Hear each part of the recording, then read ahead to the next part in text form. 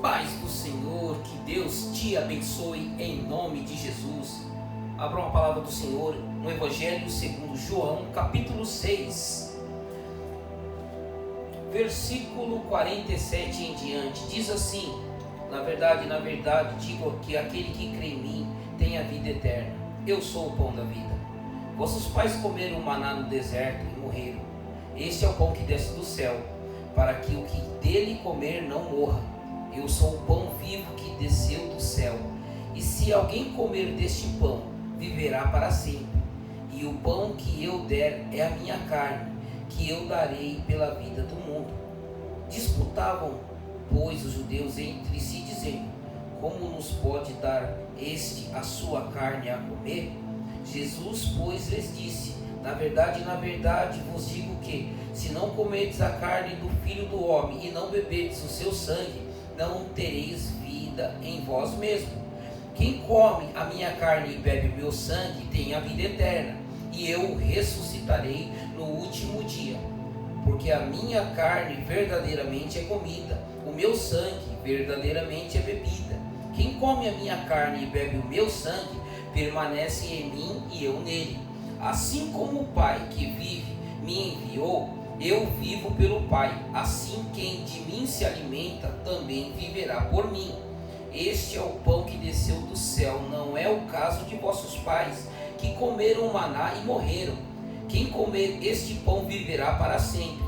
Ele disse essas coisas na sinagoga, ensinando em Cafarnaum. Muitos, pois, dos seus discípulos, ouvindo isso, disseram: duro é este discurso, quem o pode ouvir? Sabendo, pois, Jesus em si mesmo que os seus discípulos murmuravam disto, disse-lhes: isto escandalizai-vos? Que seria, pois, se vissem subir o Filho do Homem para onde primeiro estava? O Espírito é o que vivifica, a carne para nada aproveita. As palavras que eu vos disse são Espírito e vida.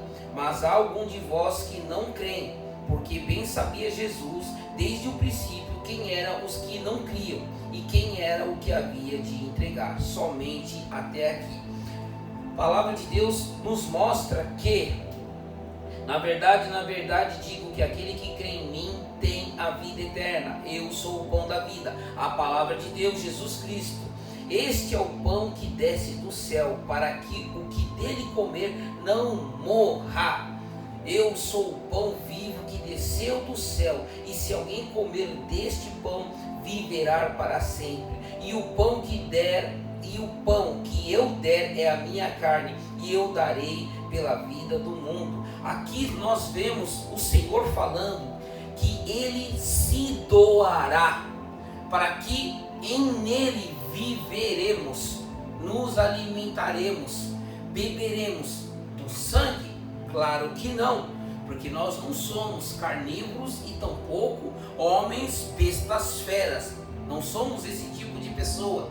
Somos pessoas lavadas e remidas pelo sangue do Senhor Jesus. Mas a palavra de Deus diz que quando nós ouvimos o Evangelho, temos que tomar uma decisão em fazer a vontade de Deus. Fazer a vontade de Deus, por acaso, é simples? Não é simples. É impossível? Não é impossível. É difícil? É difícil. A capacidade que Deus nos dá de obedecer é através de Jesus Cristo, ou, em outra palavra, graça. Favor que nós não merecemos, mas mesmo assim Ele nos dá, nos ajuda, nos mostra como temos que fazer. Mesmo assim, Deus, Jesus e o Espírito Santo nos indicando como temos que fazer, Ele não fará por você, Ele fará com você, te ajudará. Mas é necessário o quê? Negar-se a si mesmo. Para comer do pão da vida, temos que entender que não é a carne de um ser humano, mas e sim na dor que Ele passou na carne, de saber aquilo que Jesus enfrentou, eu também terei que enfrentar, semelhantemente como Ele. não igual a Ele, porque Ele é unigênito e nós somos primogênitos dele. Somos segundo, terceiro, quarto, 20º, 100º, não importa a colocação. Nunca seremos primeiro, porque Ele é o primeiro. A Bíblia diz que Ele é o princípio, Ele é o fim, o início e derradeiro. É Ele, alfa e ômega, é Ele. A Bíblia diz que Ele é o primogênito entre os irmãos, primogênito de todos os irmãos, mas ainda assim Ele é unigênito. Eu sou primogênito em comum só, mais nada. Na minha casa, na casa dos meus pais, eu sou primogênito, mais nada.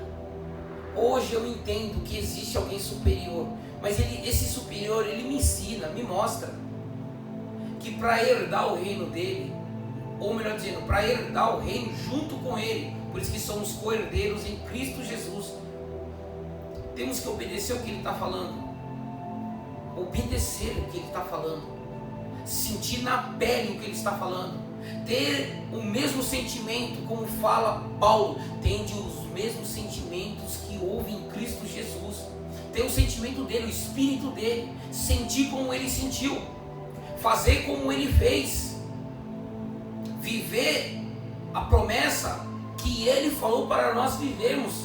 Ele não disse só para profetizar, ele disse para viver a profetização. Se você profetizou que o mundo vai melhorar, também você precisa melhorar, porque você ainda faz parte desse mundo, você ainda está aqui. Entenda isso. Eu não aceito. Se você não aceita isso, por que é que você confessou o nome de Jesus e entregou a sua vida para Ele?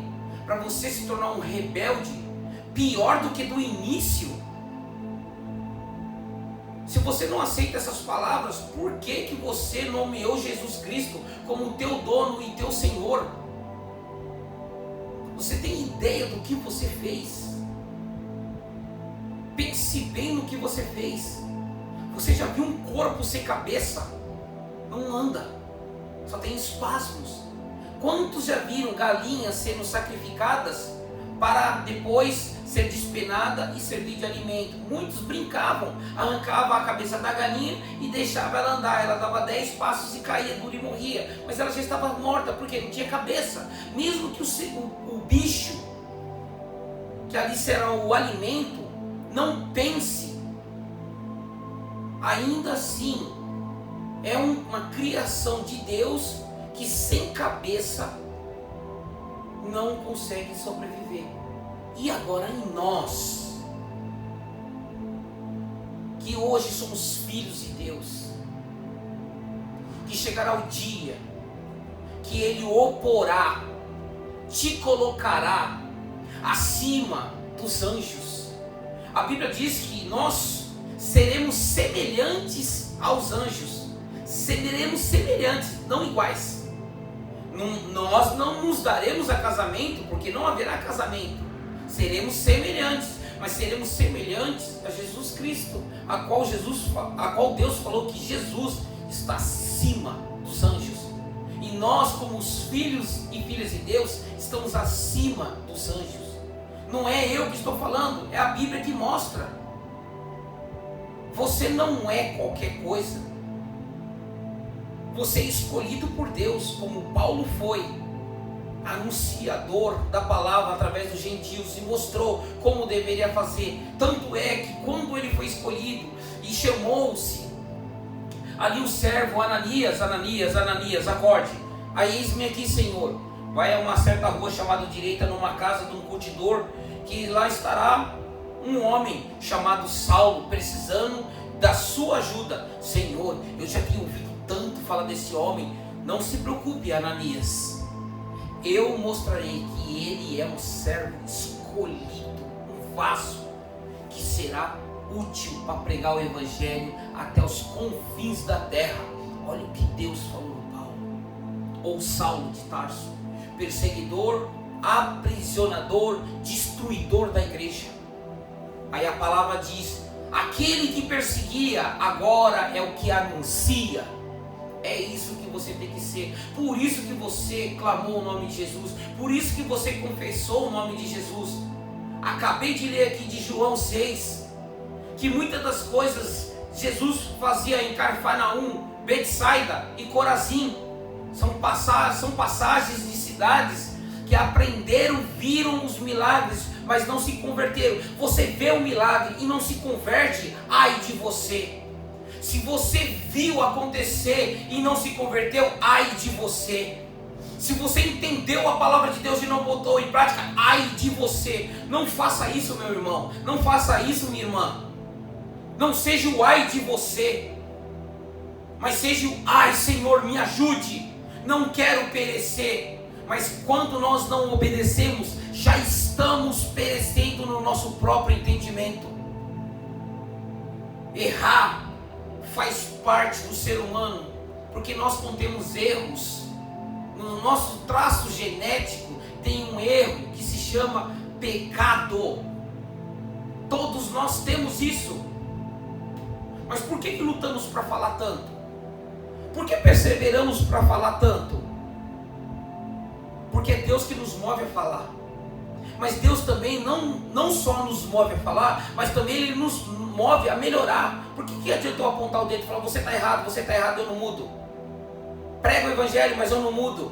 Continuo a mesma coisa, achando que vai herdar o reino de Deus. Assim, cara, eu mudo quando chegar na hora. Você sabe qual é a hora da sua morte? Você sabe a hora que você vai parar de respirar? Você sabe a hora que Jesus vai voltar? Você sabe se está no caminho certo? O seu entendimento não está errado? O meu entendimento não está errado? Será que eu estou fazendo certo? Será que estou fazendo errado? Enganoso é o coração do homem. Aí ajuntas as setas, as armadilhas, as coisas que não deveriam acontecer e acontecem. Prestem atenção. Ricardo, preste atenção. Não só conduza ao povo, mas também seja conduzido pela voz do Espírito Santo. Podemos errar, irmãos? Podemos. Mas o erro tem que ser um acidente na sua vida. Não tem que ser um percurso natural de todos os dias. Pelo contrário, o seu percurso natural é todos os dias ter a naturalidade de ser uma pessoa de Deus e um dia morar com Ele no céu. Você vai conseguir, mas você precisa abrir mão desta vida que você tem. E se você já confessou o nome de Jesus, você automaticamente, eu confesso o nome de Jesus porque eu sei que a minha vida é miserável, é uma desgraça, não tem nada de bom de mim, nada sai de bom de mim, nada sai bom de mim.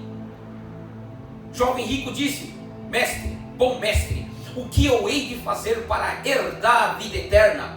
Jesus falou assim, por que você me chama de bom? Bom somente é Deus, em espírito bom somente é Deus. Jesus estava todo o tempo em espírito, mas também tinha ali a carne, e a carne dele sentia dor, a carne dele chorava, a carne dele se decepcionava com as pessoas, porque ele via isso. Não é a decepção de colocar fé no homem, não, mas a decepção de não conseguir enxergar quem era realmente ele, porque a própria palavra fala, se vós soubesses quem eu sou, jamais teriam feito isso comigo. Por que eles não conseguiram entender? Por que muitas das vezes nós erramos em determinadas situações que não éramos para ter errado? Se estamos todo o tempo aprendendo, por que nós persistimos nos erros? Porque isso somos nós, seres humanos. Mas eu não posso usar essa desculpa, sabe por quê? Porque eu não sou Cafarnaum, eu não sou Betsaida, eu não sou Corazim, não sou. Tenho que mudar, porque se em Tiro e Sidom tivesse feito todos esses sinais e maravilhas, teriam se convertido. Se em Sodoma tivesse feito todas essas maravilhas, teriam se convertido. Irmãos, se Nínive tivesse feito tudo isso, teriam se convertido.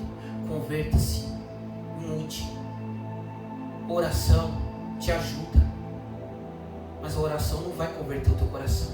O que vai converter o teu coração é o que Jesus falou. Jesus não mandou Pedro orar, Jesus mandou Pedro se converter. E ele se converteu. E depois disso foi orar. Foi buscar a presença do Espírito Santo para concluir a obra, ou prosseguir a obra de Jesus, ou dar continuidade na obra de Jesus. Tem coisas, irmãos, que não é a oração que vai fazer, mas é a sua decisão, o teu posicionamento em querer obedecer a Deus. Isso sim vai mudar. Aí vós experimentareis quais é a vontade de Jesus, Deus e o Espírito Santo.